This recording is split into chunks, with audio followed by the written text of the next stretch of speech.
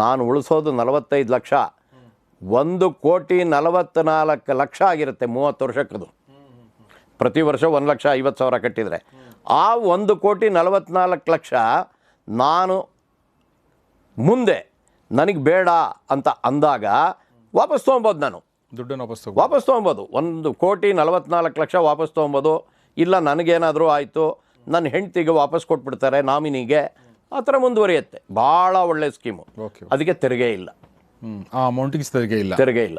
ಅದರಿಂದ ರಿಟೈರ್ಮೆಂಟ್ಗೆ ಎಲ್ಲರೂ PPF plan ಮಾಡೋದು ಬಹಳ ಒಳ್ಳೆಯದು. ಸರ್, ಈಗ 2 ಪ್ರಶ್ನೆ ಇದ್ರಿಗೆ. ಇದನ್ನ ನೀವು ಗೌರ್ಮೆಂಟ್ ಎಂಪ್ಲಾಯೀಸು ಮಾಡ್ಬೋದು, ಪ್ರೈವೇಟ್ ಎಂಪ್ಲಾಯೀಸು ಮಾಡ್ಬೋದು, ಯಾರು ಬೇಕಾದ್ರೂ ಮಾಡ್ಬೋದು. ಕೆಲಸ ಇಲ್ದವರು ಮಾಡ್ಬೋದಾ? ಅಂದ್ರೆ ಕೆಲಸ ಮಾಡ್ತಾ ಇಲ್ಲ ನಾನು, ಬಟ್ ತಿಂಗಳು ಮಾಡ್ಬೋದು. ನಾನು ವರ್ಷಕ್ಕೆ ನಾನು 1,50,000 ಕಟ್ತೀನಿ. ಖಂಡಿತ ಮಾಡ್ಬೋದು. ಓಕೆ. 3ನೇ ಪಾಯಿಂಟ್ ಸರ್, ಈಗ 30 ವರ್ಷದ ನೀವು ಹೇಳಿದ್ರಿ, 30 ವರ್ಷದ ಒಳ್ಳೆ ಲೆಕ್ಕ ಇದು. ಈಗ ತುಂಬ ಜನರಿಗೆ 30 ವರ್ಷ ಕಟ್ಟಕ್ಕಾಗದಿರ್ಬೋದು, 40 ವರ್ಷದಾಗಲೂ ಅವ್ರಿಗೆ ಅರ್ಥ ಆಗಿರ್ಬೋದು. ಈಗ ನೋಡ್ತಾ ಇರೋ ಯಾರು 40-45 ವರ್ಷ, 30-35 ವರ್ಷ ಇದೆ ಅಂತ ಅನ್ಕೊಳ್ಳೋಣ. ಅವ್ರು ಈಗ ಶುರು ಮಾಡಿದರೆ ಅವ್ರಿಗೂ ಆದರೂ ಅವ್ರಿಗೆ ಲಾಭ ಆಗುತ್ತೆ, ಖಂಡಿತ ಆಗುತ್ತೆ.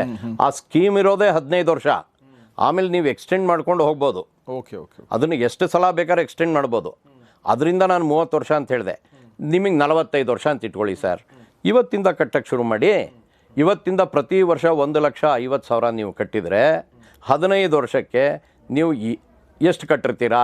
22,50,000 ಅಂತ ಇಟ್ಕೊಳ್ಳೋಣ. ಅದಕ್ಕೆ ಬಡ್ಡಿ ಎಷ್ಟು ಬರುತ್ತೆ ಅದನ್ನು ನೋಡಿಕೊಂಡು ನಿಮಗೆ ಪ್ರತಿ ತಿಂಗಳು ಬಡ್ಡಿ ಕೊಡ್ತಾರೆ.